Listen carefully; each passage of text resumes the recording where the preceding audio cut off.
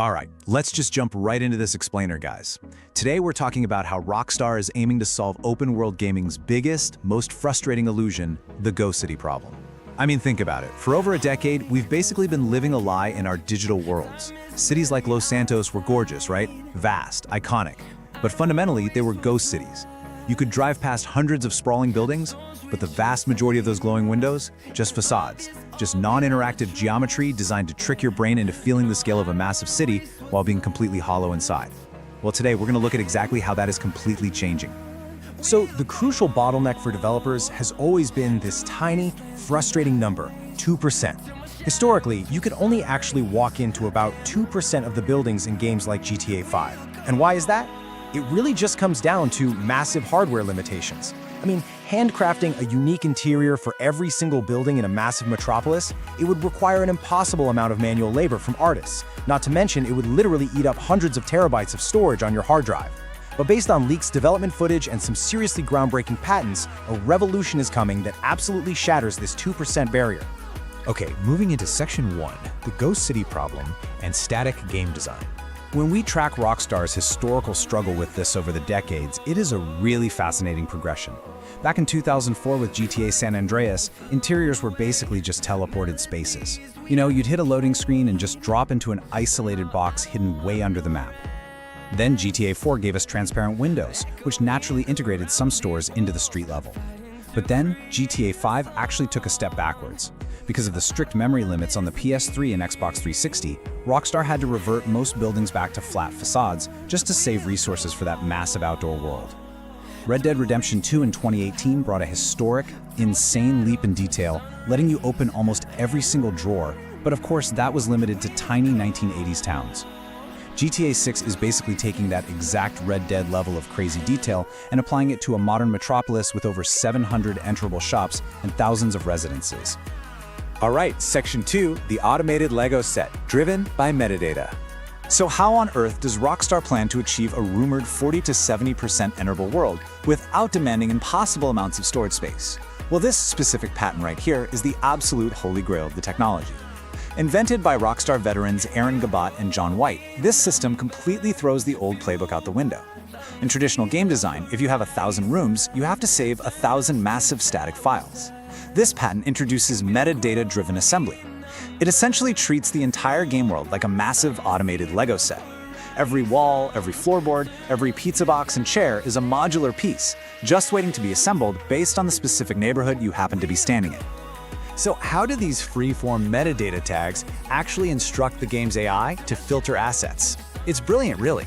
Style tags ensure that a rural trailer park down in Kelly County looks totally dilapidated, while a downtown Vice City penthouse pulls sleek, high-end furniture. Then you have functional tags. These keep the AI from making bizarre, immersion-breaking mistakes. Like, you're definitely not going to find a refrigerator just chilling in a hallway, or a cash register in someone's shower.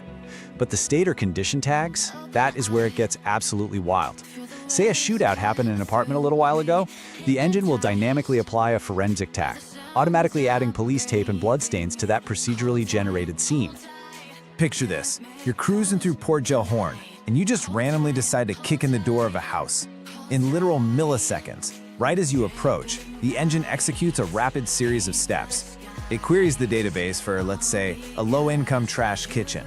Then, it assembles a totally unique layout using those modular walls, slaps down a worn linoleum floor, and scatters perfectly cluttered props, like dirty dishes and empty beer cans. Rockstar can theoretically have thousands of unique rooms without ever actually building them on your hard drive until you are standing right outside. But hold on, there's a catch, right? Isn't procedural generation usually kind of boring and repetitive? To avoid that copy-paste feeling we've seen in games like Starfield, Rockstar is utilizing strict rule-based logic and match tags to prevent that weird uncanny valley effect.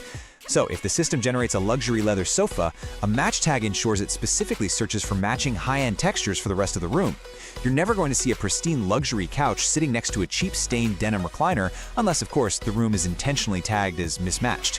Literally, even the density of the trash on the floor is tied perfectly to the neighborhood's underlying metadata. Let's roll right into Section 3, the 2022 leaks and evidence in action. Now, this isn't just theory or guesswork. Over 90 leaked videos from that infamous 2022 data breach proved that this tech is already up and running. In the footage, we saw this incredibly detailed, dynamic robbery at a diner called Hank's Waffles. It had real-time police dispatch timers and NPCs that you could individually threaten. But the crazy part, many of the clips featured an AI debug overlay. You could literally read the metadata text right on the screen as the engine was populating the room with assets in real time. The leaks also confirmed fully functional, massive shopping centers where you could walk from store to store without hitting a single loading screen, alongside this massive geographic variety spanning from low-income housing all the way up to Vice Beach. This technology also specifically addresses a massive complaint from GTA 5. Remember how skyscrapers were basically just giant, useless pillars? Well, GTA 6 tackles verticality using a seed system. Obviously, no console on Earth can render 100 floors of a skyscraper all at once. So, when you buy or enter a penthouse, a specific seed generates that interior on the fly. This ensures that the room stays perfectly consistent for you every single time you visit, but it remains procedurally unique compared to every other penthouse in the entire city. It's a really elegant solution. Moving on to Section 4, Next-Gen Burglary Gameplay Loop. Because guys, this tech isn't just to look pretty, it is the absolute foundation for a massive, fully fleshed out new burglary loop.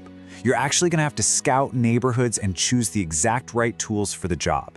You'd use a classic Slim Jim for car doors and low-income residential locks, but you are gonna need a high-tech immobilizer bypass if you wanna hack into high-end luxury garages. You'll be carrying a tracker jammer to block GPS signals so the cops can't track you after a heist, and you'll utilize an eagle eye vision feature very similar to Red Dead Redemption 2 to highlight items of interest, spot hidden safes, and tag CCTV cameras inside these brand new interiors.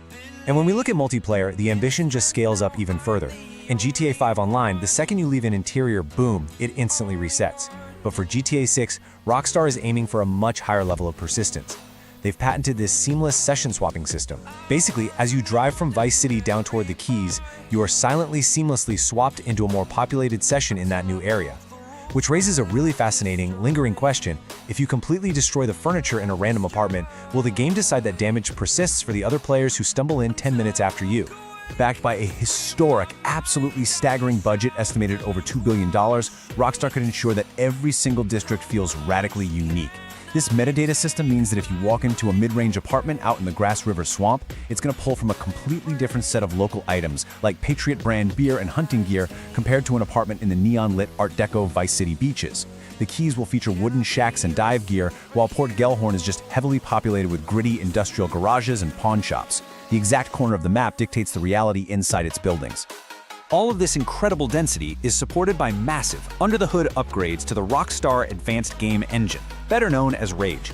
We are talking hyper-realistic fluid simulation.